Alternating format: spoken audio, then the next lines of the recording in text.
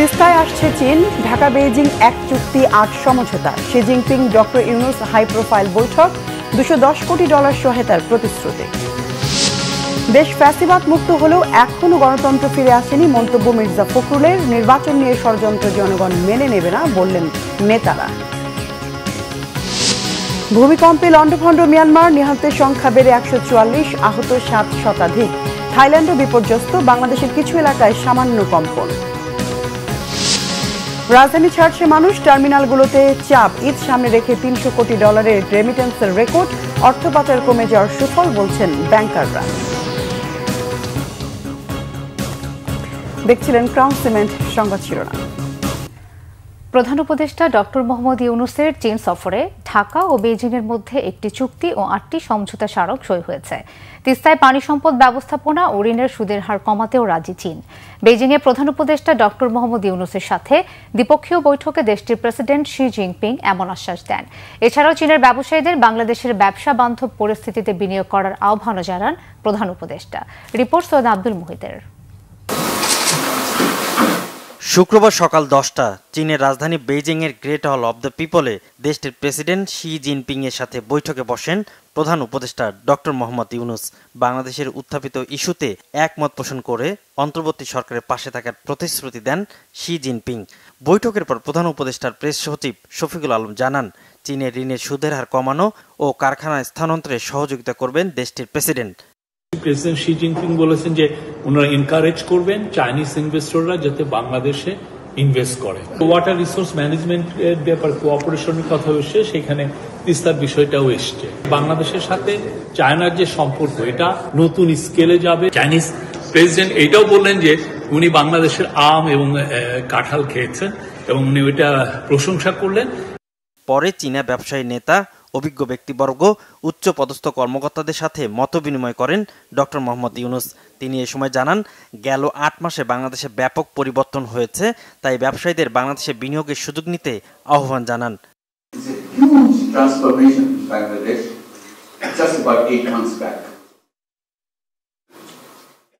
Bangladesh overcame all the terrible things that happened to Bangladesh in the recent years and emerged as a completely new nation because of the young people. And they talk about, young people talk about creating new Bangladesh. You are invited to be part of that new Bangladesh. It's not only business, it's a transformation. এর আগে দি presidential হোটেলে দ্বিপক্ষীয় বৈঠক হয় China council for the promotion of international ট্রেডের vice chairman ওয়াও Wang এর সাথে। দেশটির ভাইস প্রেসিডেন্টের সাথেও বৈঠক হয়। টেকসই অবকাঠামো ও জ্বালানি খাত নিয়ে উচ্চ পর্যায়ের গোলটেবিল বৈঠকেও যোগ দেন প্রধান উপদেষ্টা। So this opens up a huge possibility. So this could be an extension of the Chinese economy. Syed Abdul Muhit, Bangla vision, Dhaka. বিএনপির মহাসচিব মির্জা ফখরুল ইসলাম আলমগীর বলেছেন, অনেক ত্যাগের বিনিময়ে দেশ ফ্যাসিবাদ মুক্ত হলেও এখনো গণতন্ত্র ফিরে আসেনি। নির্বাচন পেতে দলের মধ্যে ঐক্যকে আরও অটুট রাখার আহ্বান জানান তিনি। বিকেলে ঠাকুরগাঁও সদর উপজেলার রুহিয়া উচ্চ বিদ্যালয়ে রুহিয়া থানা স্বেচ্ছাসেবক দলের ইফতার মাহফিলে ভার্চুয়ালি যোগ দিয়ে প্রধান অতিথির বক্তব্যে তিনি এসব কথা বলেন। মির্জা ফখরুল আরও বলেন, জনগণকে সাথে নিয়ে নির্বাচনের প্রস্তুতি নিতে হবে। এতে বক্তব্য রাখেন কেন্দ্রীয় কমিটি ও টিম প্রধান এবং রংপুর বিভাগীয় পর্যবেক্ষণ টিমের সহ সভাপতি ডক্টর মফিদুল আলম খান, কেন্দ্রীয় কমিটির সহ আইন বিষয়ক সম্পাদক জাকির হোসেন, ঠাকুরগাঁও স্বেচ্ছাসেবক দলের আহ্বায়ক মাসুদুল ইসলাম সহ অন্যান্যরা। এদিকে বিএনপির স্থায়ী কমিটির সদস্য আমির খসরু মাহমুদ চৌধুরী বলেছেন, নির্বাচন নিয়ে ষড়যন্ত্র দেশের জনগণ মেনে নেবে না। শুক্রবার বিকেলে চট্টগ্রাম ক্লাবে সাংবাদিকদের সৌজন্যে আয়োজিত ইফতার মাহফিলে তিনি একথা বলেন। দ্রুত নির্বাচনের তারিখ ঘোষণার দাবি জানান আমির খসরু। বলেন, নির্বাচনের বাইরে কোনো সমাধান নেই। সংস্কার, উন্নয়ন এসব অন্তর্বর্তী সরকারের দায়িত্ব নয় বলেও মন্তব্য করেন বিএনপির এই নেতা। আশ্বাস দেন, আগামী নির্বাচনের পরে জাতীয় সরকারের মাধ্যমে 31 দফা বাস্তবায়ন করবে বিএনপি। বাংলাদেশের মালিকানা জনগণের কাছে ফিরিয়ে দেওয়ার যুদ্ধ শেষ হয়নি উল্লেখ করে আমির খসরু মাহমুদ চৌধুরী আরও বলেন, নির্বাচনের মাধ্যমে এই অধিকার ফিরিয়ে না দেওয়া পর্যন্ত সংগ্রাম চলবে। বাংলাদেশের মানুষের সব অধিকার শেখ হাসিনা কেড়ে নিয়েছিল, ভোটাধিকার সহ কেড়ে নিয়েছিল। আমার মনে হচ্ছে এরকম একটা সুর কেন জানি বাঁচতে শুরু করেছে, যে আমরা এইটা সেটা করছি, আমরা না চলে গেলে রাজনীতিবিদরা এই কাজগুলো করবে না, এগুলো পরিপূর্ণভাবে শেষ করতে হবে। সরি, এটা আপনাদের দায়িত্ব না, এটা দায়িত্ব আগামী দিনের বাংলাদেশ এর মানুষ যাদেরকে নির্বাচিত করে সংসদে পাঠাবে, এটা তাদের দায়িত্ব, আপনাদের দায়িত্ব না। বিএনপি সিনিয়র যুগ্ম মহাসচিব রুহুল কবির রিজভী আহমেদ বলেছেন, নির্বাচন নিয়ে ধোঁয়াশা তৈরি করেছে অন্তর্বর্তী সরকার। শুক্রবার নয়াপল্টন দলীয় কার্যালয়ে দলের ভারপ্রাপ্ত চেয়ারম্যান তারেক রহমানের পক্ষ থেকে রিকশা, অটোরিকশা ও ভ্যান চালকদের মাঝে ঈদ উপহার প্রদান অনুষ্ঠানে তিনি এসব কথা বলেন। রিজভী বলেন, বিগত 3টি নির্বাচন সুষ্ঠু হয়নি বলেই 5 আগস্টের প্রেক্ষাপট তৈরি হয়েছে। তাই যারা বলেন নির্বাচনের জন্য এত মানুষ রক্ত দেয়নি, তারা ভুল ব্যাখ্যা করেন। অনুষ্ঠানে বিএনপি চেয়ারপারসনের পররাষ্ট্র বিষয়ক উপদেষ্টা কমিটির বিশেষ সহকারী ইঞ্জিনিয়ার ইশরাক হোসেন বলেন, ক্ষমতা বড় কথা নয়, তাকে মেয়র ঘোষণার মধ্য দিয়ে আইনি লড়াইয়ের একটি উদাহরণ সৃষ্টি হয়েছে। তো এটা হলো আমাদের মূল উদ্দেশ্য, মূল লক্ষ্য, যে আমি কিন্তু হারি নাই, আমাকে হারিয়ে দেওয়া হয়েছে, অতএব সেটা কাগজে কলমে প্রতিষ্ঠা পাক, সেটাই আমাদের লক্ষ্য ছিল। আমরা দেখি যে নির্বাচন নিয়ে বিভিন্ন ধোঁয়াশা তৈরি করা হচ্ছে, ডিসেম্বর না জুন না মার্চ, এক এক সময় এক একটা কথা বলা। এটা তো আমাদের মানে শেখ হাসিনার কিছু কথাবার্তার সাথে মানে এটার মানে মিল পাওয়া যায়। উন্নয়নের নামে দেশ থেকে শেখ হাসিনা কোটি কোটি টাকা পাচার করেছেন, এমন মন্তব্য করেছেন বিএনপির সিনিয়র যুগ্ম মহাসচিব অ্যাডভোকেট রুহুল কবির রিজভী। শুক্রবার রাজধানীর পল্লবের ইস্টার্ন হাউজিংয়ে মাসব্যাপী শিশু কিশোরদের 5 ওয়াক্ত নামাজ জামাতে আদায় উপলক্ষে সাইকেল বিতরণ অনুষ্ঠানে এই মন্তব্য করেন বিএনপির এই নেতা। তিনি বলেন, ক্ষমতা হারানোর আশঙ্কায় আগেভাগে দেশ ছেড়েছেন শেখ হাসিনা, কারণ তিনি জানেন পালিয়ে না গেলে বিচারের মুখোমুখি হতে হবে। অনুষ্ঠানে তিনি শিশু কিশোরদের ছোটবেলা থেকেই ধর্মীয় মূল্যবোধে উদ্বুদ্ধ করার তাগিদ দিয়ে বলেন, তাহলে তারা নৈতিক ও দেশপ্রেমিক নাগরিক হিসেবে গড়ে উঠবে।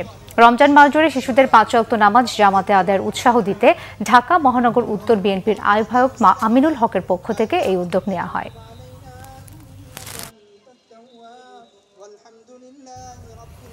আন্তর্জাতিক প্রসঙ্গ। শক্তিশালী ভূমিকম্পে লণ্ডভণ্ড মিয়ানমার ও থাইল্যান্ড, ধসে পড়েছে অসংখ্য বহুতল ভবন। নিহতের সংখ্যা বেড়ে 144, আহত 7 শতাধিক। 7.7 মাত্রার ভূমিকম্পে এরই মধ্যে মিয়ানমার সরকার 6টি প্রদেশে জরুরি অবস্থা জারি করেছে। থাইল্যান্ডে নির্মাণাধীন 30 তলা ভবন ধসে নিখোঁজ আছেন অনেকেই। পরিস্থিতি মোকাবেলায় মিয়ানমারের জান্তা সরকার আন্তর্জাতিক সহযোগিতার জন্য আবেদন করেছে। শহীদ আরাফাতের ডেস্ক রিপোর্ট। ঘড়ির কাঁটায় তখন স্থানীয় সময় বেলা 12:50। এর 1 মিনিট আগেও দেশটির সাধারণ মানুষ কেউ বুঝে উঠতে পারেনি কি ঘটতে যাচ্ছে তাদের ভাগ্যে। 7.7 মাত্রার ভূমিকম্পে মুহূর্তেই ধসে পড়ে দেশটির মান্দালয় সহ বেশ কয়েকটি শহরের ঘরবাড়ি। কয়েক মিনিট পর 6.4 মাত্রার একটি আফটার শক আঘাত হানে। আতঙ্কে শত শত মানুষ রাস্তায় নেমে আসে। শক্তিশালী ভূমিকম্পে ধসে পড়ে মসজিদ, হাসপাতাল সহ নানা স্থাপনা। রাজধানী নেপিদোর সড়কে দেখা দেয় ফাটল। আমি প্রথমে বুঝতেই পারিনি এটি ভূমিকম্প, পরে দেখি টেবিল, চেয়ার এবং কম্পিউটার কাঁপছে। পরে দেয়াল ও গ্লাস কাঁপতে থাকলে আমি দ্রুত বেরিয়ে আসি। ভূমিকম্পের কেন্দ্র মিয়ানমারের মান্দালয় শহর থেকে প্রায় 17.2 কিলোমিটার দূরে। এই শহরে প্রায় 15 লাখ মানুষের বসবাস। শহরটিতে ব্যাপক ক্ষয়ক্ষতি হয়েছে, ধসে পড়েছে সেতু, হতাহত হয়েছে কয়েকশো মানুষ। পরিস্থিতি বিবেচনায় মিয়ানমারের জান্তা সরকার 6টি অঞ্চলে জরুরি অবস্থা ঘোষণা করেছে। চলছে উদ্ধার কার্যক্রম। উদ্ধারকর্মীরা পরিস্থিতি অত্যন্ত নাজুক বলে জানিয়েছে। আন্তর্জাতিক সাহায্যের জন্য আবেদন করেছে জান্তা সরকার। মিয়ানমারের পাশাপাশি ভূকম্প অনুভূত হয়েছে বাংলাদেশ, ভারত, থাইল্যান্ড, চীন ও ভিয়েতনামের কিছু অংশে।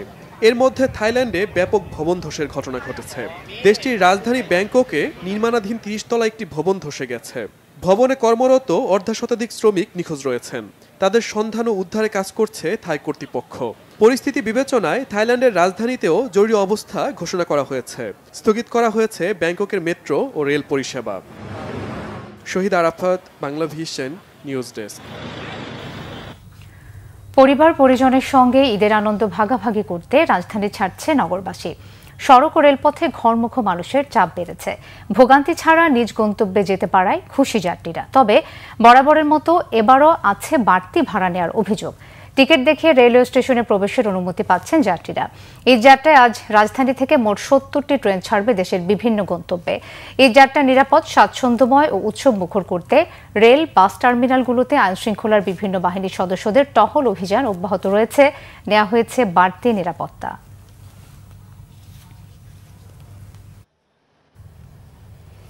এদিকে নৌপথে অতীতের চেয়ে এবারের ঈদ যাত্রা স্বস্তিদায়ক, নেই কোনো ভোগান্তি বা অতিরিক্ত যাত্রী চাপ।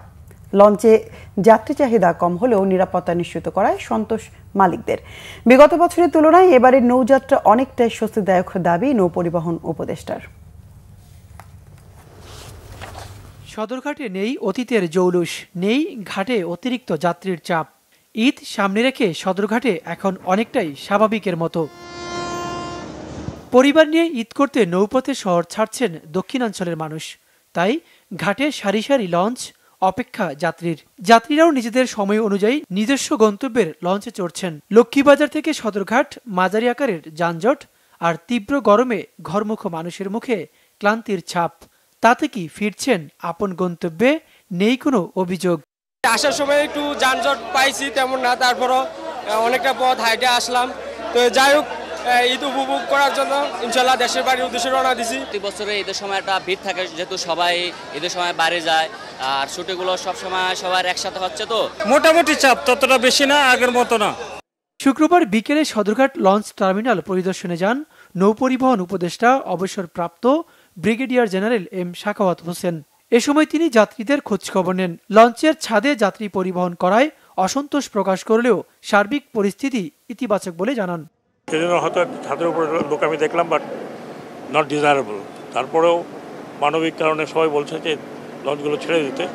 আগামীতে আশা করি আগামীকাল থেকে আরেকটু ডিসিপ্লিন হবে। লঞ্চ কর্তৃপক্ষ বলছে অতীতের মতো লঞ্চে যাত্রী নেই, কিন্তু সরকার যাত্রীদের নিরাপত্তা নিশ্চিত করায় সন্তোষ তাদের। তুলনামূলক সেইতে যাত্রীর সংখ্যা অত্যন্ত এখনো কম, কিন্তু প্রশাসনিক যে ব্যবস্থা গত 5 বছরের তুলনামূলক অনেক সন্তুষ্টমূলক। শনিবার থেকে লঞ্চ যোগে যাত্রী চাপ আরও বাড়বে বলেও জানান তারা। ওবায়দুল্লাহ মামুন, বাংলা ভিশন, ঢাকা। ঈদকে সামনে রেখে প্রায় 3 বিলিয়ন বা 300 কোটি মার্কিন ডলারের রেকর্ড পরিমাণ রেমিটেন্স পাঠিয়েছেন প্রবাসীরা। অর্থ পাচার কমে যাওয়ায় বৈধ পথে রেমিটেন্স প্রবাহ বেড়েছে জানিয়েছেন ব্যাংকাররা। তারা বলছেন পরিবর্তিত পরিস্থিতির কারণে ব্যাংকিং চ্যানেলে টাকা পাঠাতে স্বাচ্ছন্দ্য বোধ করছে প্রবাসীরা। জিয়াউল হক সবুজের রিপোর্ট। দেশে গণ অভ্যুত্থানের পর থেকেই বাড়ছে প্রবাসী আয়। অগাস্টের পট পরিবর্তনের পর থেকে প্রতি মাসে গড়ে 200 কোটি মার্কিন ডলারের রেমিট্যান্স পাঠিয়েছেন প্রবাসীরা। কেন্দ্রীয় ব্যাংকের সবশেষ তথ্য বলছে চলতি মাসের 26 দিনে 295 কোটি মার্কিন ডলারের রেমিট্যান্স পাঠিয়েছেন প্রবাসীরা। সেই হিসাবে প্রতিদিন গড়ে এসেছে 12 কোটি ডলার। 27 মার্চের শেষ কর্মদিবসের হিসাব ধরলে এই সংখ্যা ছাড়াতে পারে 3 বিলিয়ন ডলারের মাইল ফলক। রোজার মাসে আমার এসছে 130 মিলিয়ন অনলি রোজা, এই গত সপ্তাহ পর্যন্ত। এটা আরও 2-1 দিনে আরও বাড়বে, শেষের দিকে আরও একটু বাড়ে। আর কুরবানির ঈদে আরও বেশি বাড়ে, যেহেতু কুরবানির জন্য মানুষ টাকা পাঠায় বেশি, যে কারণে আরও ফরেন রেমিটেন্সের আগমনটা ঘটে বেশি। রেমিট্যান্স আয়ে 82% প্রবৃদ্ধির জন্য পরিবর্তিত পরিস্থিতি এবং অর্থ পাচার কমে যাওয়াকেই কারণ হিসেবে দেখছেন ব্যাংকাররা। পাচারটা বন্ধ হওয়াটা, টাকা পাচারটা বন্ধ হওয়াটা এটা একটা অন্যতম কারণ আপনার রেমিটেন্স গুলো ওইখানে ওই ইন্ডিংয়ে যারা ক্রয় করে নেয়, এটা কিন্তু আসলে ওই টাকাগুলো মানে এই দেশ থেকে অন্য দেশে ট্রান্সফারের একটা হাতিয়ার হিসেবে ইউজ করে। ফলে এই জায়গাটা যেহেতু চেক হয়েছে, সেই জন্য তাদের কাছে চাহিদা থাকলেও তারা কিন্তু সেই মানে ডলারগুলো ওখানে কিনে ইউজ করতে পারছে না। আর আমাদের শ্রমিক যারা আছে তাদেরও একটু মানে পরিবর্তিত পরিস্থিতিতে দেশপ্রেম থেকে শুরু করে সবকিছু তাদেরও একটা ফিলিংস আসছে। মাঠ পর্যায়ে আমাদের ব্যাংকাররা মানে যারা এখানে বেনিফিশিয়ারি, তাদের সাথে নিয়মিত যোগাযোগ রক্ষা করছে এবং বৈধ পথে টাকাটা পাঠাতে আরো সহজীকরণ হচ্ছে। রেমিট্যান্স আয় বৃদ্ধির প্রবাহ ধরে রাখতে বৈধ পথে প্রবাসীদের আয় পাঠানোর বাধা দূর করার তাগিদ বিশ্লেষকদের। জিয়াউল হক সবুজ, বাংলা ভিশন, ঢাকা।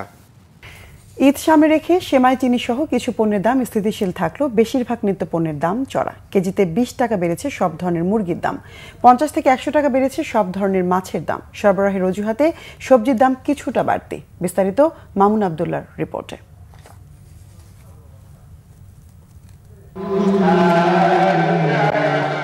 পবিত্র রমজান মুসলিম সম্প্রদায়ের জন্য সবচেয়ে মর্যাদাপূর্ণ মাস।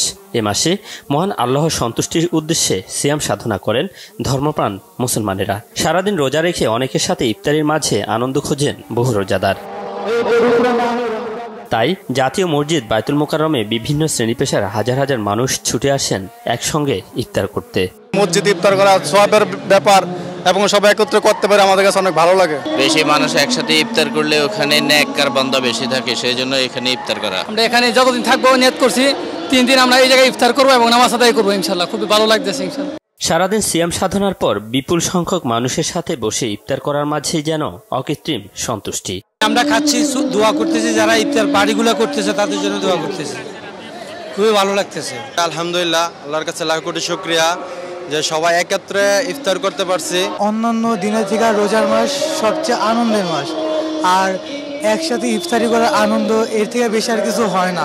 প্রতি বছরের মতো এবারও বায়তুল মোকাররমের এই ইফতারের আয়োজন করছে ইসলামিক ফাউন্ডেশন, মুসল্লি কমিটি সহ কয়েকটি সংগঠন। হাজার হাজার রোজাদারের একসাথে ইফতার করানোর মাঝেই আনন্দ খুঁজে পান আয়োজকরা। আমরা যেখানে আসি সারাদিন রোজা রাখি, যে পরিশ্রম বা যে অসুবিধা, এইখানে যে আমরা 1 ঘন্টা পরিশ্রম করি, আমাদের কিন্তু এখন কিন্তু কোনো কষ্ট পাচ্ছি না আমরা, বা কোনো রোজার যে আমাদের কোনো ব্যাপারই আমাদের মনে আসতেছে না। আমরা এখন এটা যতক্ষণ এটা শেষ করবো এইটাই আমাদের খুশি। সাধারণ জনগণ, দোকানদার, পথচারী, ব্যবসায়ী সবাই এখানে পার্সোনাল বা আমাদের ইন্ডিভিজুয়াল কোনো ব্যাপার নাই। এখানে সবাই যে আসবে সেই বসবে। এখন এখানে কোটিপতি থেকে শুরু করে ফকিরও খাচ্ছে, হকারও খাচ্ছে, দোকানদারও খাচ্ছে, মালিক খাচ্ছে, কর্মচারী খাচ্ছে, সবাই খাচ্ছে। পুরো আয়োজনে অংশ নেন বায়তুল মোকাররমের ব্যবসায়ী সহ বিত্তশালীরা। শুভ মাহফুজ, বাংলা ভিশন, ঢাকা। যথাযোগ্য মর্যাদা ও ধর্মীয় ভাবগাম্ভীর্যের মধ্য দিয়ে পালিত হয়েছে জুমাতুল বিদা। দেশের মসজিদগুলোতে বিশেষ মোনাজাতে দেশ জাতীয় মুসলিম উম্মার ঐক্য শান্তি কামনা করে সর্বশক্তিমান আল্লাহ তাআলার কাছে দোয়া ও মাগফিরাত কামনা করা হয়েছে। বায়তুল মোকাররম জাতীয় মসজিদ সহ রাজধানীর মসজিদগুলোতে ছিল মুসল্লিদের ভিড়। রমজান মাস জুড়ে রোজা রাখা আর ইবাদত বন্দেগীর পর জুমাতুল বিদার দিনে ধর্মপ্রাণ কোটি কোটি মুসলমান এই পবিত্র রমজান মাসকে বিদায় জানাতে মসজিদে মসজিদে জুমার নামাজ আদায় করেন। মসজিদের ভেতরে জায়গা না পেয়ে মসজিদের আঙ্গিনা ও রাস্তায় দাঁড়িয়ে মুসল্লিরা নামাজ আদায় করেন। নামাজের আগে জুমাতুল বিদার তাৎপর্য নিয়ে সব মসজিদে আলোচনা করা হয়। নির্বাচনী ফায়দা নেওয়া ও আওয়ামী লীগের পুনর্বাসনের জন্য কূটনীতিতে যুক্ত হচ্ছে কিছু রাজনৈতিক দল, মন্তব্য করেছেন জাতীয় নাগরিক পার্টি এনসিপি দক্ষিণাঞ্চলের মুখ্য সংগঠক হাসনাত আব্দুল্লাহ। দুপুরে কুমিল্লার শাসনগাছায় ফ্যাসিবাদ মুক্ত বাংলাদেশের শহীদ ও আহতদের স্মরণে গণ ইফতার ও দোয়া মাহফিলের অনুষ্ঠানে তিনি এই মন্তব্য করেন। এ সময় হাসনাত আরও বলেন, এক খাপে 2 তলোয়ার যেভাবে থাকতে পারে না, একইভাবে 5 আগস্ট পরবর্তী সময়ে বাংলাদেশে আওয়ামী লীগ এবং এনসিপি থাকতে পারবে না। কেউ আওয়ামী লীগকে পুনর্বাসন করতে চাইলে 5 আগস্ট গণভবন এবং বঙ্গভবনের যে পরিণতি হয়েছে তাদেরও সেই পরিণতি হবে বলেও মন্তব্য করেছেন হাসনাত আব্দুল্লাহ। এক খাপে 2 তলোয়ার যেভাবে থাকতে পারে না, ঠিক একইভাবে 5 আগস্ট পরবর্তী সময়ে বাংলাদেশে আওয়ামী লীগ এবং এনসিপি থাকতে পারে না। যদি কেউ আওয়ামী লীগকে পুনর্বাসন করতে চায়,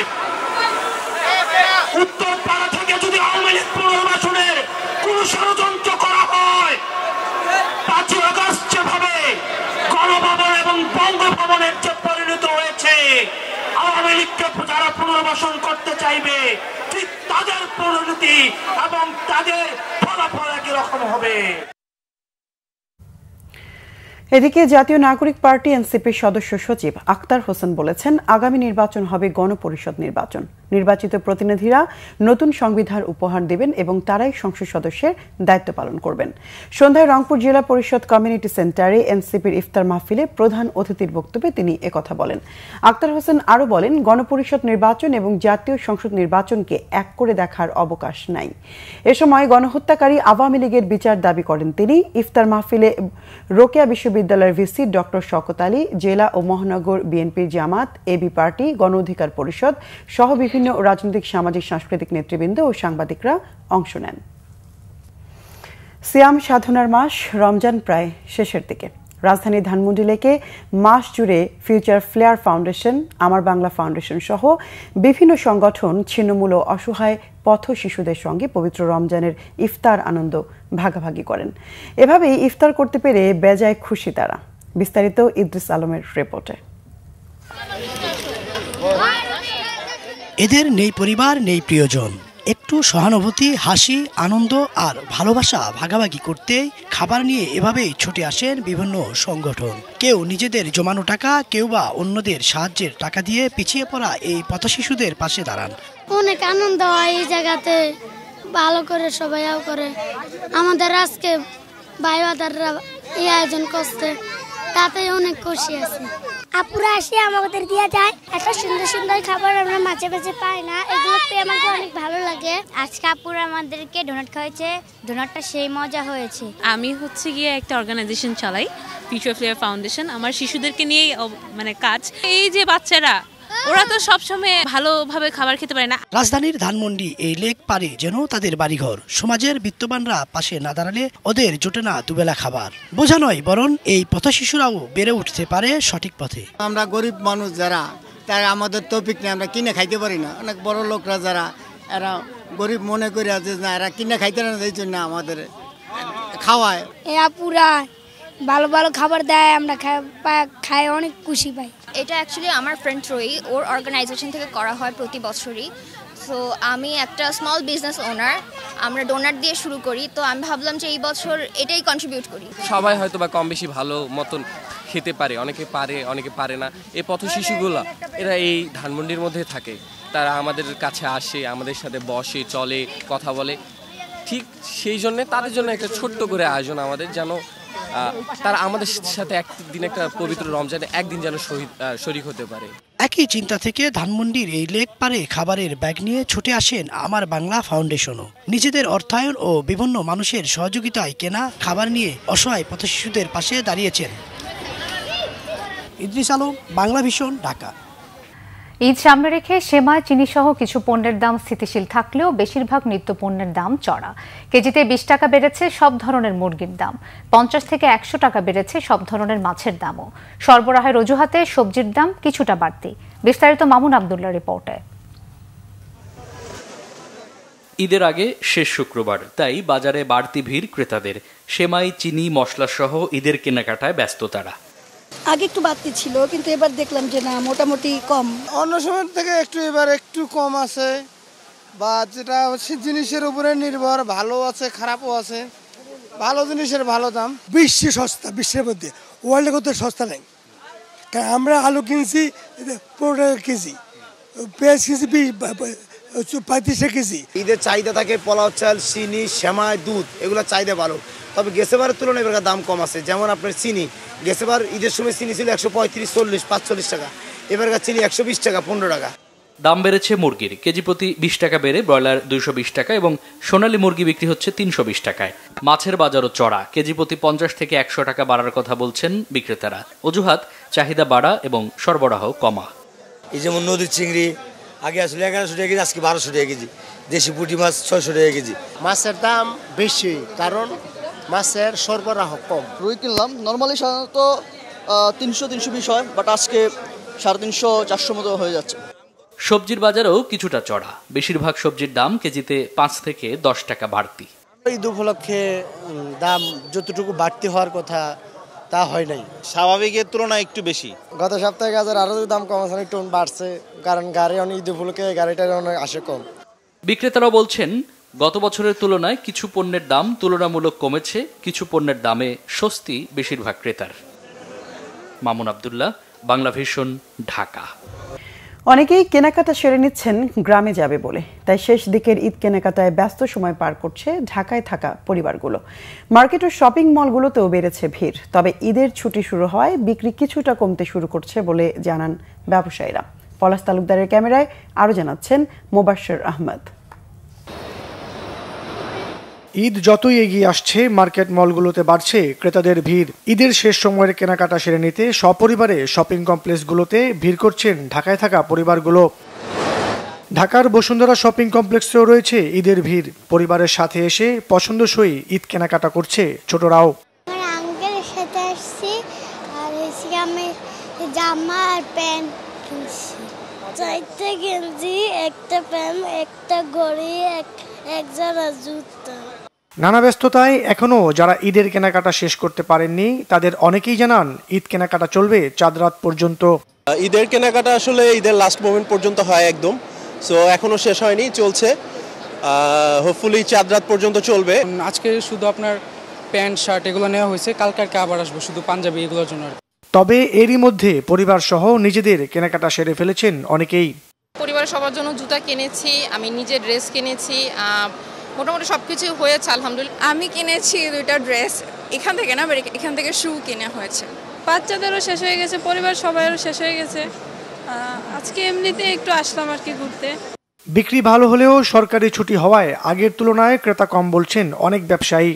আমাদের মেন্স, লেডিস, বয়েজ, গার্লসের সকল কালেকশনই আছে। এখন তো আপনার ঢাকা থেকে মনে করেন অনেক যে আছে যারা গ্রাম সমভূমি তারা চলে যাচ্ছে, সেই হিসাবে আমাদের এখন সেল একটু কম আছে।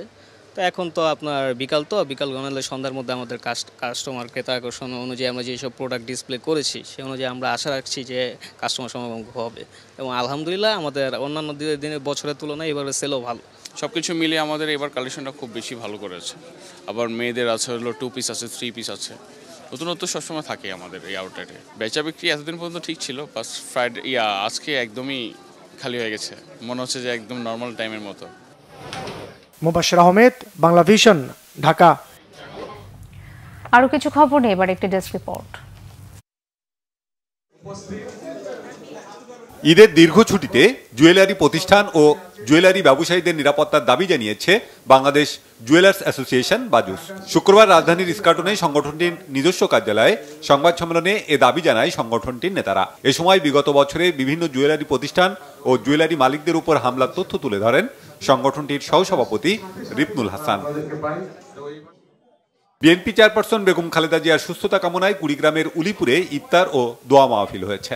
স্থানীয় একটি কমিউনিটি সেন্টারে কেন্দ্রীয় বিএনপির সহ সাংগঠনিক সম্পাদক আব্দুল খালেকের আয়োজনে ইফতার মাহফিলে বক্তব্য রাখেন জেলা বিএনপির আহ্বায়ক মুস্তাফিজুর রহমান, সিনিয়র যুগ্ম আহ্বায়ক অধ্যাপক শফিকুল ইসলাম বেবু, যুগ্ম আহ্বায়ক অধ্যাপক হাসিবুর রহমান হাসিব সহ অন্যরা। বিএনপির ভারপ্রাপ্ত চেয়ারম্যান তারেক রহমানের নির্দেশে সমাজের পিছিয়ে পড়া 3000 মানুষের মাঝে ঈদ উপহার বিতরণ করা হয়েছে সাভারে।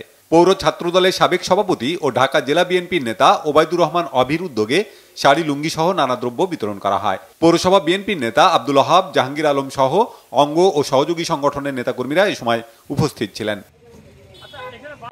রাঙামাটির ছিন্নমূল মানুষের মাঝে ইফতার বিতরণ করেছেন জেলা প্রশাসক মোহাম্মদ হাবিবুল্লাহ। সন্ধ্যায় ইফতারের আগ মুহূর্তে বনরূপা জামে মসজিদ, রিজার্ভ বাজার জামে মসজিদ, বাস টার্মিনাল এলাকায় 2 শতাধিক মানুষের হাতে ইফতার তুলে দেন তিনি। বাগেরহাটের মোরেলগঞ্জে কেন্দ্রীয় তাঁতি দলের উদ্যোগে সাধারণ মানুষের মাঝে ঈদ বস্ত্র বিতরণ করা হয়েছে। বিএনপির ভারপ্রাপ্ত চেয়ারম্যান তারেক রহমানের আহ্বানে প্রায় 3000 মানুষের মাঝে ঈদ উপহার বিতরণ করেন তাঁতি দলের সিনিয়র যুগ্ম আহ্বায়ক ডক্টর কাজী মনিরুজ্জামান মনির। এ সময় আরও উপস্থিত ছিলেন উপজেলা যুব দলের সদস্য সচিব বিএম রেজাউল করিম সোহাগ।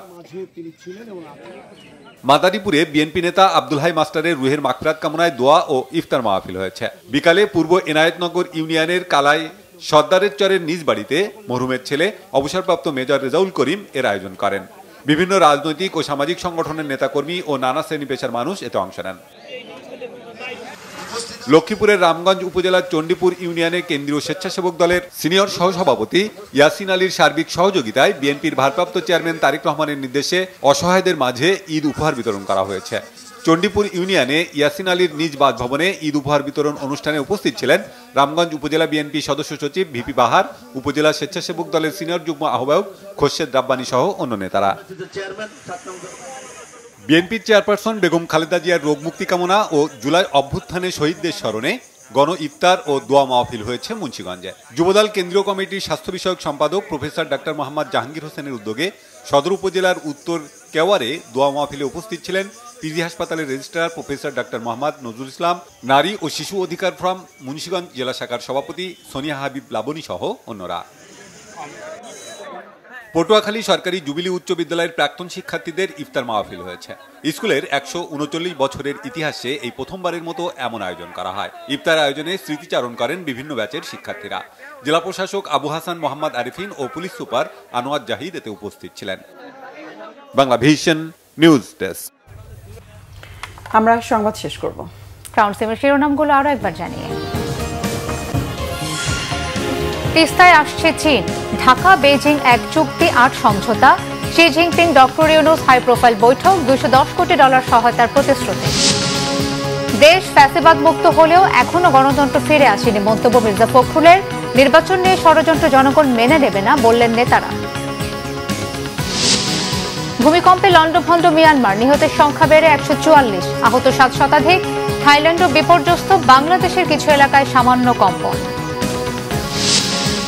রাজধানী ছাড়ছে মানুষ, টার্মিনালগুলোতে চাপ। ঈদকে সামনে রেখে $300 কোটি রেমিটেন্সের রেকর্ড। অর্থ পাচার কমে যাওয়ার সুফল বলছেন ব্যাংকাররা। এই ছিল এখনকার মতো। পরের সংবাদ রাত 1টায় দেখার আমন্ত্রণ রইল।